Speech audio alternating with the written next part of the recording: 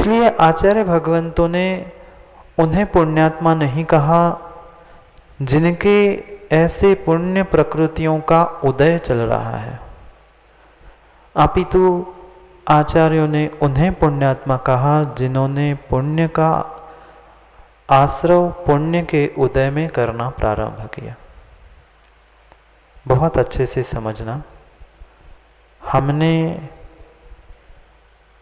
बहुत अच्छे कुल में जन्म लिया, अच्छे धर्म को हम प्राप्त कर चुके, ये सब कुछ पिछले पुण्य का उदय था। पर उस पुण्य के उदय में आकर पुण्य के उदय में हमने आने वाले समय के लिए कितना कर्म बंध किया पुण्य का और कितना पाप का किया। कौन सी भूल, कौन से भ्रम में थे। आज तक युवाओं हम इस भ्रम में थे कि हमारे पुण्य का उदय चल रहा है, यानी हम पुण्यात्मा हैं। ये भूल कदापि मत करना। पुण्य के उदय में हर कोई पुण्य कर पाए जरूरी नहीं है। अक्सर यही देखा जाता है, जिसके घर में सुबह शाम की रोटी खाने का समय नहीं है, जिसके पास सुबह और शाम की रोटी की व्यवस्था नहीं है, वह तो फिर भी कम पाप करते मिलता है और शराब के ठेकों पर, होटल में, अन्य स्थानों में सबसे अधिक पाप करने वाला पुण्य के उदय वाला ही व्यक्ति हुआ करता है। इसलिए आचार्य महाराज हमें समझा रहे हैं कि जो तुम्हें पुण्य के उदय से ये सब सामग्री मिली है, उस पुण्य के उदय से मिली हुई सामग्री, अच्छा कुल, अच्छा परिवार, अच्छा शरीर, अच्छा धर्म, अच्छा ज्ञान विवेक, उसका सदुपयोग करके पुण्य को पुण्य में लगा लो। और उस पुण्य को पुण्य में लगाने के लिए ही व्रत आदि की व्याख्या आचार्य महाराज ने की है।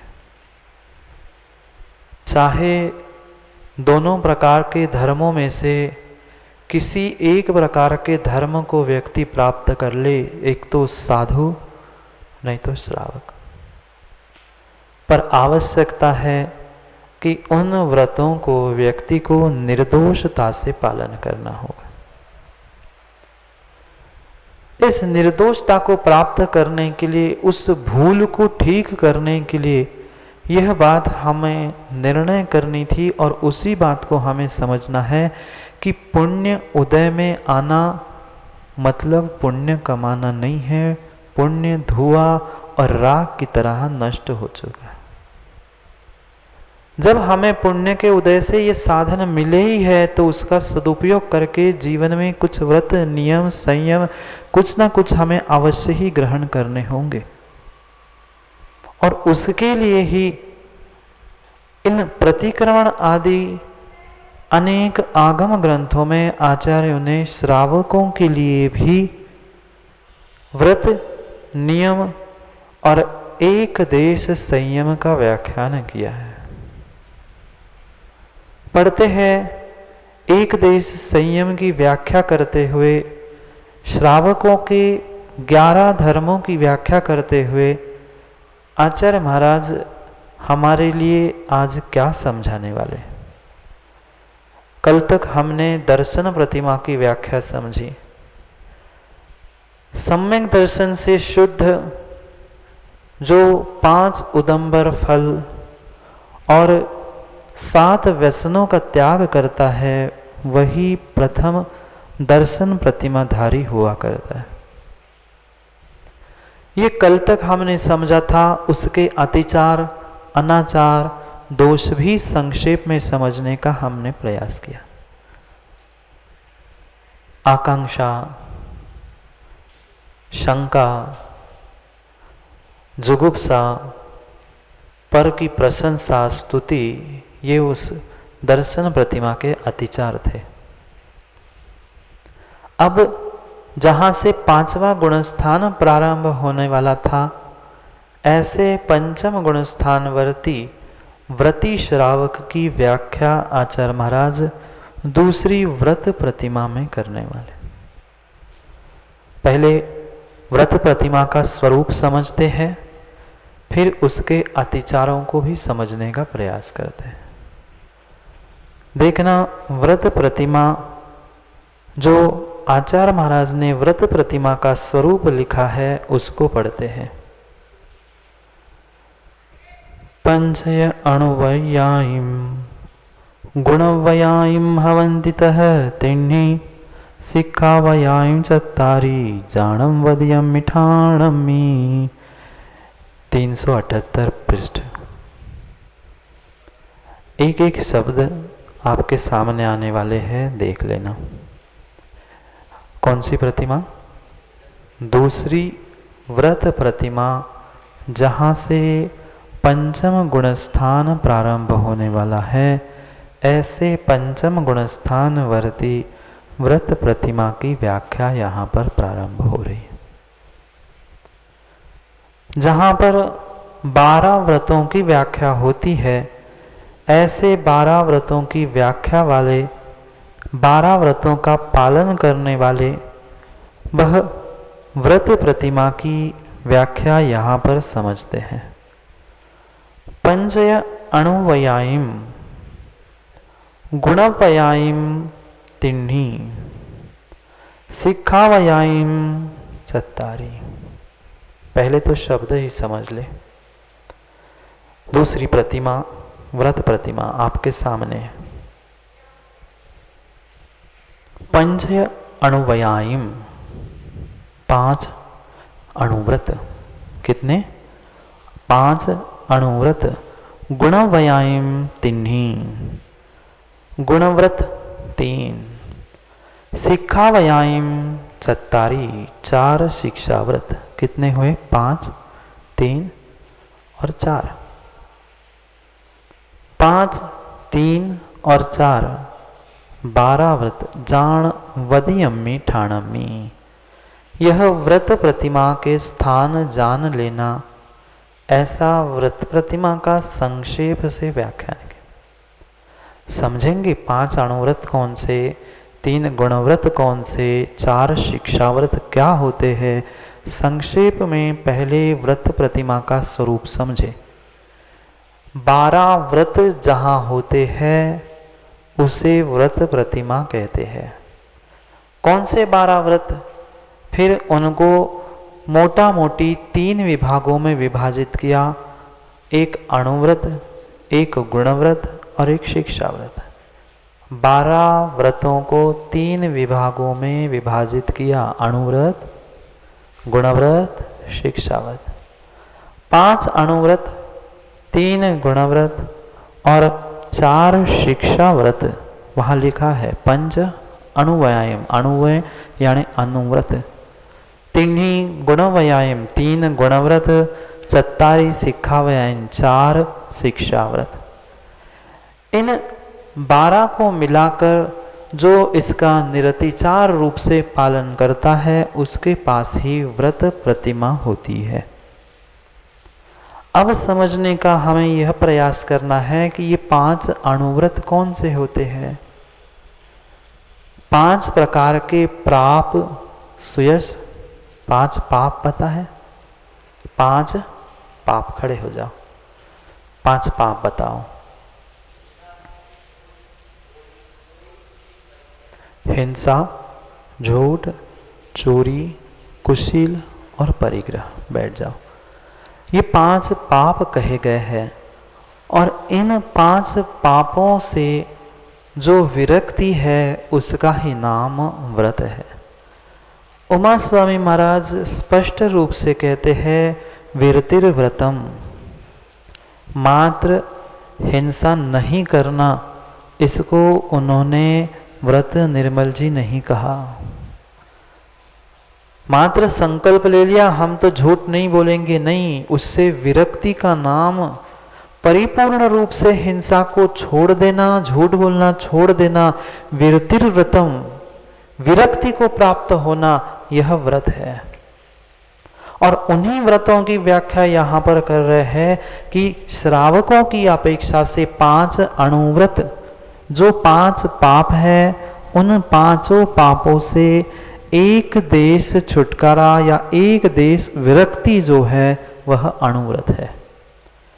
और परिपूर्ण रूप से 9 कोटि से कृतकारित अनुमोदना से जिनका त्याग होता है पांचों पापों का, उन व्रतों को महाव्रत कहा जाता है।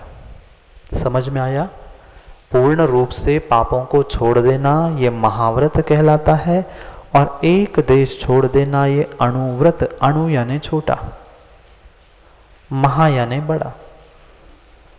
छोटे रूप में परित्याग कर देना ये अणुव्रत था। हिंसा का त्याग कर देना हिंसाणुव्रत, अहिंसाणुव्रत। झूठ का त्याग कर देना सत्याणुव्रत। ऐसे क्रम क्रम से 5 ये अणुव्रत बताए हैं। फिर 3 गुणव्रत और 4 शिक्षाव्रतों की भी व्याख्या आचार्य भगवान ने की। क्यों गुणव्रत और शिक्षाव्रत बताए? जो व्रती श्रावक होता है मां नियम से उसका लक्ष्य मात्र व्रती बनकर ही मृत्यु को प्राप्त होना नहीं है, अपितु महाव्रती होकर ही संलेखना समाधि के साथ ही अपने देह को त्यागना है। इसलिए ये गुणव्रत और शिक्षाव्रत इसीलिए बताया है कि जैसे निर्ग्रंथ के गुण हैं वह गुण का कुछ तो अंश मेरे में आए, और उनके जैसे व्रतों की शिक्षा अभ्यास अभी से हो, इसलिए ये शिक्षा व्रत भी 4 का है। क्रम क्रम से जब उनके अतिचार पढ़ रहेंगे तब विस्तार से उसकी व्याख्या हम समझेंगे कि कौन से कैसे अणुव्रत गुणव्रत आदि की व्याख्या आगम में लिखी है। समझ में आया? दूसरी प्रतिमा, ये कोई प्रवचन नहीं चल रहा, माँ कक्षा चल रही है। विषय को समझने के लिए हम आगम के एक एक शब्द एक एक पंक्ति को समझने का प्रयास कर रहे हैं। पहले तो हमने व्रत पुण्य पाप आदि की क्रिया को समझा। जो 5 प्रकार के पापों से विरक्ति है उसका नाम व्रत है। एक देश विरक्ति है तो वह अणुव्रत है, पूर्ण रूप से विरक्ति है तो वह महाव्रत है।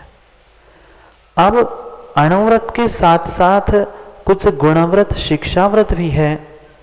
निर्ग्रंथ जैसे गुणों को प्राप्त कर लूं, उनके व्रतों को प्राप्त करने के लिए अभ्यास कर लूं, ऐसे गुणव्रत और शिक्षा व्रतों की व्याख्या मिलाकर 12 व्रतों से युक्त जो श्रावक होता है, ऐसे श्रावक की व्रती संज्ञा है, और ऐसे श्रावक को ही 5वां गुणस्थान कहा है। बहुत सारे लोग राकेश चाचा इस नाम से भ्रमित है कि वे सोचते हैं हम तो 16 कारण व्रत कर रहे हैं, हम तो 10 लक्षण व्रत कर रहे हैं। आप व्रती नहीं हो, आप तपस्वी हो सकते हैं। किसी एक व्रत का पालन आप कर सकते हैं, पर व्रती आप तभी कहलाओगे जब 12 व्रतों को प्राप्त कर लिया है तब। उसके पहले भले ही पहला गुणस्थान पहली प्रतिमा दर्शन प्रतिमा व्रत के अंतर्गत आती है, धर्म के अंतर्गत आती है, पर वह व्रती की संज्ञा दूसरे प्रतिमा से ही प्रारंभ होगी। और 5वां गुणस्थान जो सम्यक दृष्टि, संयत सम्यक दृष्टि है, एक देश संयम को प्राप्त करने वाला सम्यक दृष्टि, जो ये 5वां गुणस्थान है, वह तभी होगा जब 12 व्रतों का निर्दोष पालन होगा। कौन से ये 12 व्रत? एक एक 12 व्रतों के एक एक के अतिचार आचार्य महाराज समझा रहे हैं प्रतिक्रमण भक्ति में। दूसरी प्रतिमा का स्वरूप समझ में आया? 5 अणुव्रत, 3 गुणव्रत और 4 शिक्षाव्रत। दिग्व्रत, देश व्रत, अनर्थ दंड व्रत, सामायिक प्रोषोदोपवास आदि क्रम क्रम से 12 व्रतों की व्याख्या समझेंगे। जितने व्रती है वे बहुत बहुत बहुत अच्छे से समझने का प्रयास करना। भले ही निर्मल जी 6वीं, 5वीं, तीसरी, चौथी कोई भी प्रतिमा हो, पर पहली दूसरी प्रतिमा का अगर पालन नहीं हो रहा है तो आगे की प्रतिमा मात्र लेबल जैसी है, कार्यकारी नहीं है। अब थोड़ा सा लिखना बंद करके भीतर कुछ प्रयास करने का प्रयास करना कि किस प्रकार के व्रतों में हमने किस प्रकार के अतिचार लगाए हैं। माँ भले ही आप सभी प्रतिमाधारी हो, पर फिर भी कभी न कभी कहीं न कहीं कितनी सूक्ष्मता से हमारे निमित्त से हमारे स्वयं के व्रत में ही दोष लगते। हमें अभी तक ज्ञान नहीं हुआ, भान नहीं हुआ कि ऐसे भी दोष, कल तक भी बहुत सारी गलतियां हमने समझी। ये कभी हमने विचार किया था क्या ऐसे भी दोष लगते हैं? नहीं किया था। अभी उन्हीं को हमें समझना है जिनको वास्तव में, भले ही आप लोग युवाओं व्रत कोई नियम नहीं है, पर फिर भी ये बात बहुत अच्छे से समझना, मात्र कर्मों का, पापों का आश्रय व्रतियों को, महाव्रतियों को ही नहीं होता, श्रावकों को भी होता है। सामान्य से सामान्य जीव को भी इन पापों का आश्रय होता है। ठीक है, हम नियम व्रत जीवन भर नहीं ले पा रहे हैं, पर कम से कम उन पापों से बचने का प्रयास तो कर सकते हैं। अभी से ही हम अपने में मस्त हो जाएंगे, वो तो जब व्रती होंगे, जब दीक्षा लेंगी, जब कुछ आगे बूढ़े हो जाएंगे तब देख लेंगे। नहीं, अभी से अभ्यास करना होगा, तब जाके कभी अभी की भावना अंतिम समय तक फलीभूत हो सकती है। इसलिए पढ़ते हैं एक एक व्रत के अतिचारों को कि किस प्रकार से उन एक एक व्रतों में, 12 व्रतों में हमने अतिचार लगाए हैं। कल पहली प्रतिमा के अतिचार पढ़े थे, अब दूसरी प्रतिमा के 12 व्रतों के अतिचार जो प्रतिक्रमण भक्ति में बताए हैं वह पढ़ना है। पहले हमने प्रतिमा का सामान्य रूप से स्वरूप समझा, सिद्ध आलोचना सिद्ध भक्ति के हिसाब से। अब उसी प्रतिक्रमण में आगे जो प्रतिक्रमण भक्ति है, उस प्रतिक्रमण भक्ति को हमें पढ़ना है। 381 पृष्ठ।